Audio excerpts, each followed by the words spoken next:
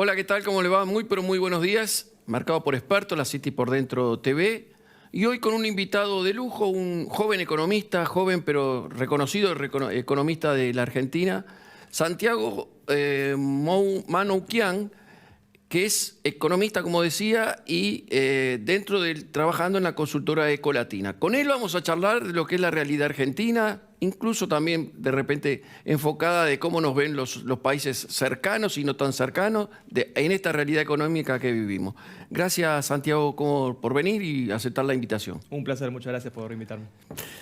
¿Te sorprende? Primero que nada, te lo pregunté fuera de cámara, pero es interesante que lo diga. ¿Qué edad tenés? Tengo 32. O sea que, digamos, crisis fuerte es la primera, digamos, que estás viviendo. Podríamos decir que en 2013 hubo alguna, pero no viviste, obviamente no viví, la del 89 y la del 2001 era muy chico. Sí, si querés, no he vivido un estallido social como el que se vio en 2001, con el que se vayan todos, pero creo que en los últimos años hemos vivido una serie de si querés, pequeñas crisis en relación a esa, que se ha visto muy reflejado en un empobrecimiento general de la población, de salario real, que es como yo un poco te decía, quizás es parecido a una fábula de la rana que se va cociendo a poco, ¿no? Porque quizás no nos damos cuenta y todo el tiempo nos estamos preguntando cuándo va a explotar esto. Bueno, quizás ya explotó de alguna manera, digamos. Tal cual. Y estamos esperando cuándo va a ocurrir. Y la verdad que eso ya fue ocurriendo. Entonces, yo fui experimentando eso sí personalmente en los últimos años. Así que, bueno, tengo experiencia desde ese punto de vista y sobre todo en el análisis de todo lo que viene pasando. ¿Te sorprendió este momento? Esto puntualmente lo que está ocurriendo en la última semana, ponele que es donde es como que se desbocó todo. Sí, yo creo que no es sorpresivo desde el punto de vista de una cohesión política que sigue sin aparecer. Creo que es una carta que el gobierno todavía no juega, me parece forzando hasta último momento la situación. Ya desde la conformación de la coalición a fines de 2019 tenías un vicio ahí de origen, que era que hay distintas visiones sobre cómo llevar la política macroeconómica dentro del gobierno. La pregunta ahí en ese momento era si iban a poder convivir para poder llevar adelante la corrección de ciertos desequilibrios que la economía argentina tenía. Por supuesto que la pandemia te afectó muchísimo en ese sentido, tuviste un fuerte aumento del gasto público para poder sostener a la economía en ese momento, sobre todo en 2020.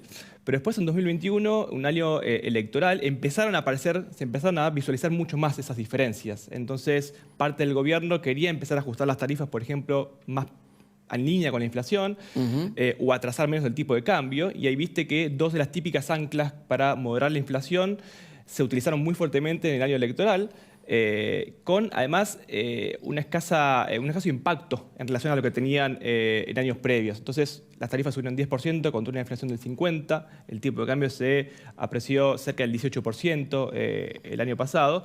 Entonces, esa falta de correcciones, esa falta de acuerdo político para llevar adelante corrección de desequilibrios paulatina, digamos, que ahora te la exige el FMI, pero no solo te la exige el FMI, sino que te la exigen los limitantes de la realidad. Digo, esa falta de acuerdo que se ha ido vislumbrando en un montón de decisiones que fue tomando el gobierno, o diría falta de decisiones también, inacción, una falta de una política proactiva en ese sentido, te pasa factura hoy en día. Si bien, por supuesto que, por ejemplo, cuando uno piensa en el tema de tarifas, influye el salto del precio de la energía producto del conflicto entre Rusia y Ucrania, el también haber postergado la suba de tarifas el año pasado, hoy en día te exige reducir más aceleradamente los subsidios para poder reducir esa cuenta.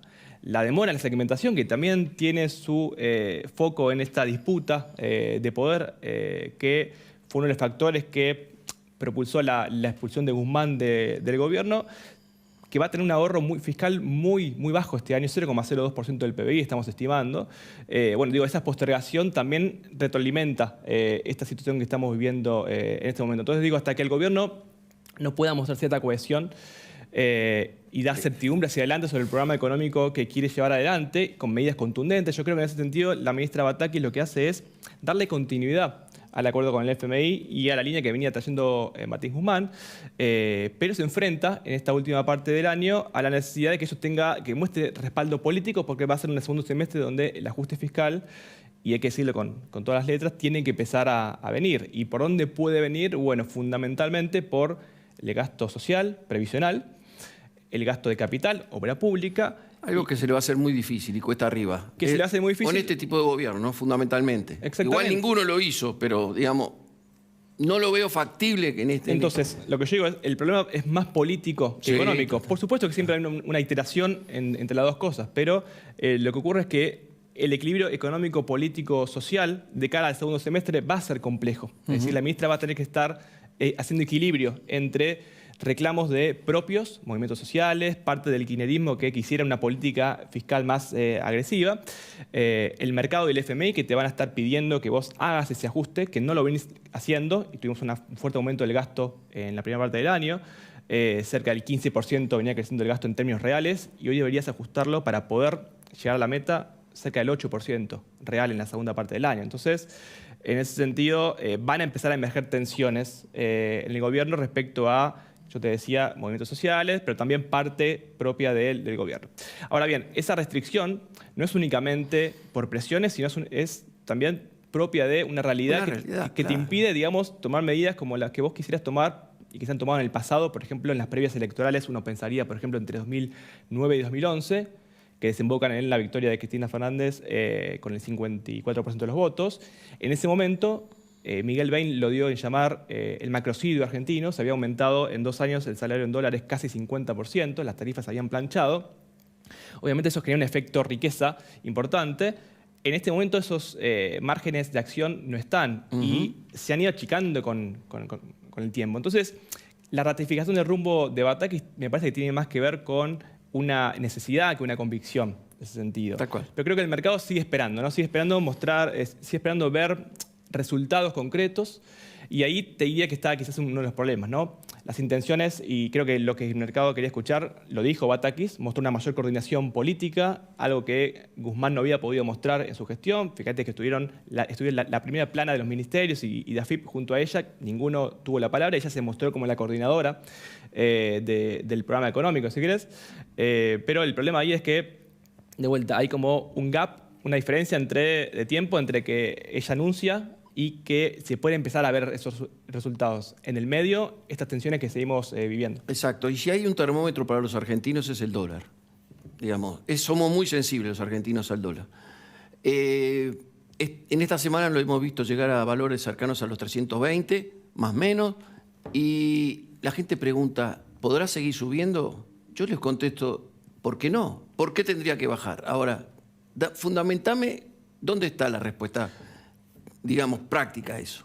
Bien, yo creo que la madre del problema ahí surge con el bajo nivel de reservas que tiene el Banco Central actualmente. Y no solo el bajo nivel de reservas, sino la dinámica que ha venido mostrando a lo largo del año. Fíjate que hasta que el gobierno frena las importaciones a finales de junio, venía acumulando en el año solo 300 millones de dólares frente a más de 4.000 millones que había acumulado en 2021, aún con precios internacionales más elevados y exportaciones récord.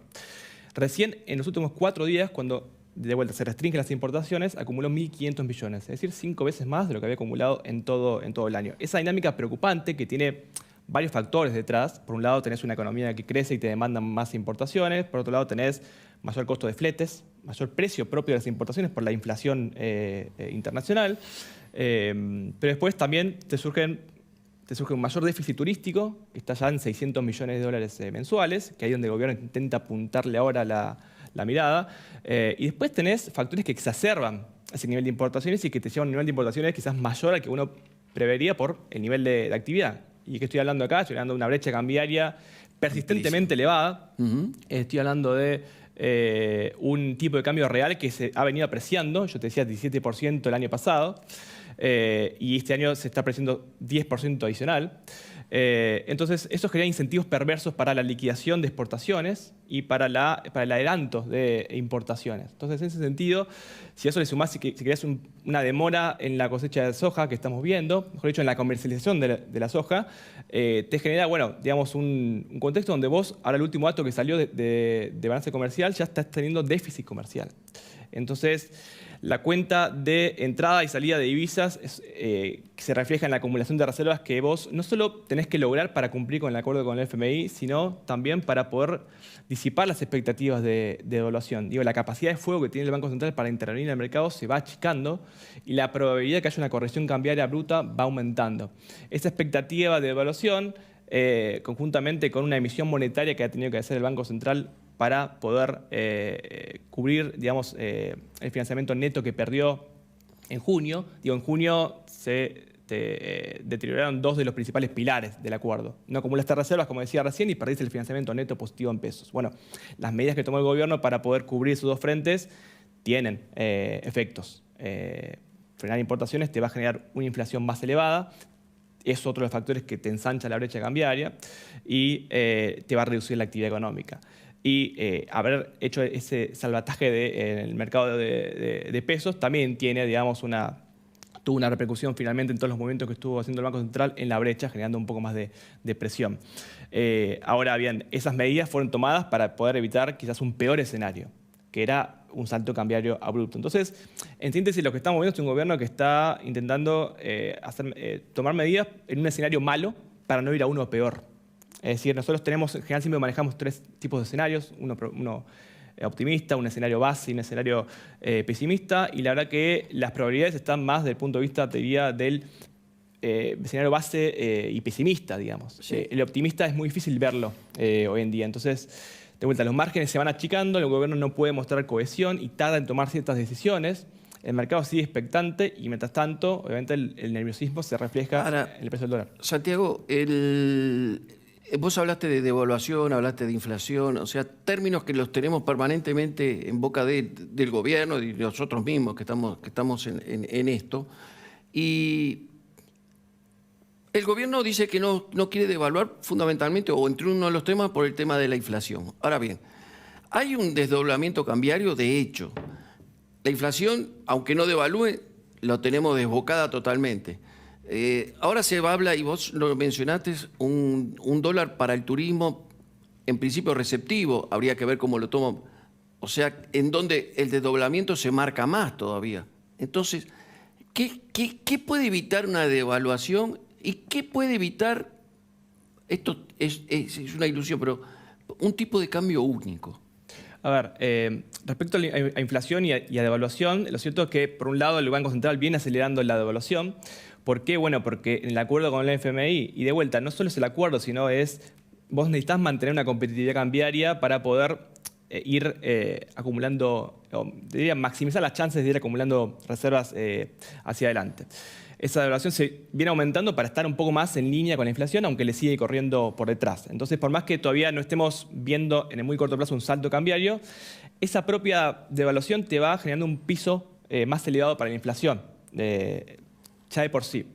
El problema es que nosotros, aún arrancando, cuando arrancaba este año, previo al estallido de la guerra en Ucrania, veíamos que la inflación no se iba a desacelerar respecto al año pasado. ¿Por qué? Bueno, porque si bien preveíamos que un acuerdo con el FMI te podía reducir un poco la brecha cambiaria vía un compromiso por emitir menos, por anclar expectativas, de vuelta, bajo el acuerdo con el FMI. No esperábamos un salto en el precio de las commodities y esperábamos que en un año no electoral el gobierno podía quizás coordinar paritarias no tan elevadas que no le dieran de vuelta una mayor inercia al proceso inflacionario.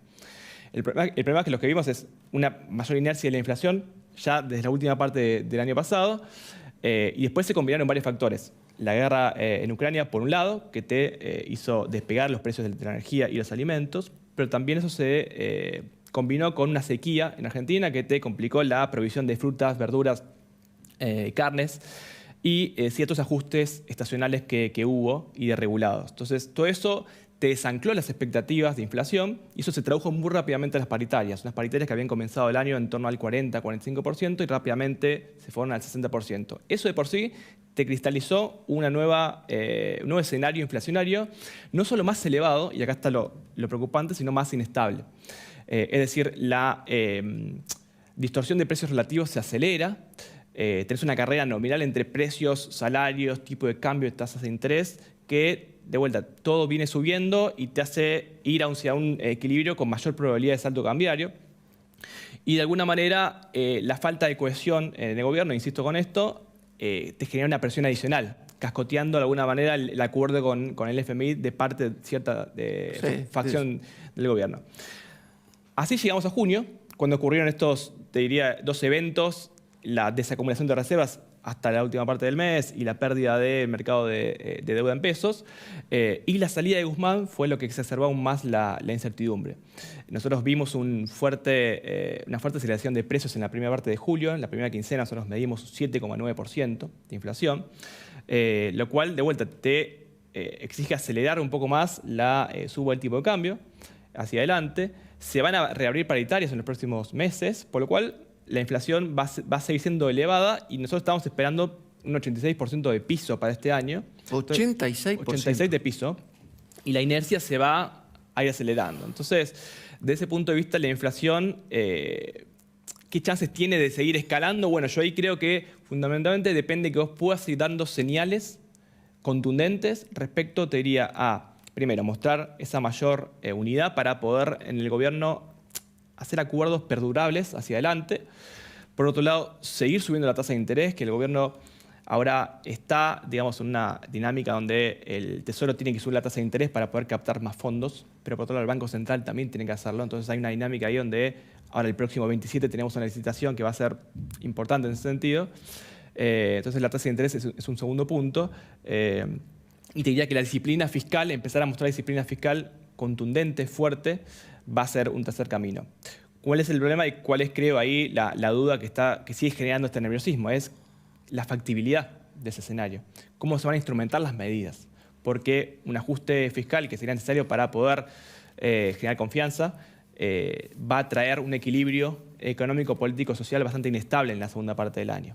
Es decir, hay un ajuste fiscal que tiene que venir por el lado del gasto en las partidas sociales, el gasto en capital y ciertas transferencias a provincias que te generan frentes de conflictos con gobernadores, con movimientos sociales, Totalmente. con parte de tu propia coalición que hay que ver cómo se terminan dirimiendo. Entonces, en ese sentido creo que hay una incertidumbre todavía de parte de la segunda parte del año que ya de por sí, con un menor ingreso de divisas estacional por la liquidación del campo, ahí es donde el gobierno está intentando hacer negociaciones para poder adelantar un poco cierta liquidación de soja que todavía no se hizo, y con pagos de energía que siguen siendo relevantes. Por eso digo, las restricciones son hasta septiembre, porque la idea del gobierno es, bueno, si podemos aguantar restringiendo importaciones hasta septiembre y después ir liberando un poco a medida que se pueda, bueno, podemos quizás restablecer cierto nivel de oferta en ese sentido. El problema es que, de vuelta, en segundo semestre suelen ser de desacumulación de reservas, no de acumulación de reservas. Exacto. Entonces, de esa perspectiva, los tipos de cambio van a seguir, me parece, con una tendencia... A eso iba. Te hago la última muy cortita porque tenemos que entregar. Ya estamos pasados de hora. A minutos de la apertura de los mercados, ¿vos creés que el dólar, en definitiva, una de las preguntas que te había hecho, puede seguir subiendo? ¿Qué medida tomarías vos? O sea, ¿qué pensás? ¿Que puede seguir subiendo o que de alguna manera van a tomar algo para que se estabilice o baje? ¿Alguna medida? Mira, muchas medidas... ¿O falta un plan? En definitiva, está faltando un plan. Fundamentalmente eso, porque si las medidas me parece que siguen siendo percibidas como medidas aisladas, que son más parches que algo contundente, que muchas de esas medidas están reflejando justamente la desesperación que hay. Claro. Entonces, si esas medidas reflejan esa desesperación, es muy probable que los tipos de cambio sigan reaccionando negativamente. Y si te fijas en términos reales, el dólar en octubre de 2020, cuando la brecha había llegado al 120%, sería equivalente en moneda constante a un dólar hoy en día de más de 400 pesos. Entonces, ¿hasta dónde puede llegar el dólar? Y mirá, en ese momento, en términos reales, llegó a ese valor. Hoy, en términos nominales, nos sorprendemos por 300 pesos, pero en términos reales llegó a estar más elevado. Entonces, de vuelta, creo que si el gobierno no muestra una señal fuerte de cohesión y de contundencia en tasas de interés, en disciplina fiscal y en mostrar una unidad de hacia dónde se quiere ir, me parece que las medidas van a seguir pareciendo aisladas y por más que te puedan beneficiar en el corto plazo, te van a seguir generando una olla de presión hacia adelante que va a seguir, de vuelta, recreando condiciones para que el salto cambiario vaya siendo más probable hacia adelante. Gracias, Santiago. Dejaste dos perlitas. Inflación piso del 86% para el año y un dólar que puede seguir subiendo, que ya tenemos antecedentes, 400 pesos, no debería llamar la atención si llega. Bueno, gracias por venir. Seguramente nos vamos a encontrar en el correr del año nuevamente para seguir charlando. Nos quedaron muchas cosas, nos quedó hablar de la Fed y muchas otras cosas que, bueno, no nos dio el tiempo. La verdad que fue muy grato conversar contigo. Muchas gracias por la invitación y hasta la próxima. Con ustedes nos vemos en 7 días con mucho más La City por dentro y seguramente con Gustavo Jorge Giraldi acá junto a nosotros. Que tengan una muy buena semana, que pasen bien. Chao.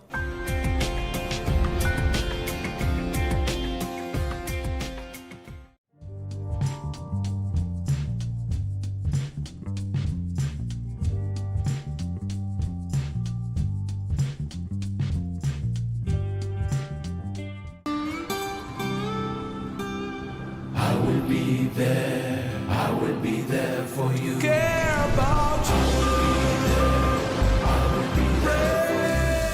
En Sancor Seguros estamos junto a vos en todo momento, acompañándote. Sancor Seguros, estamos.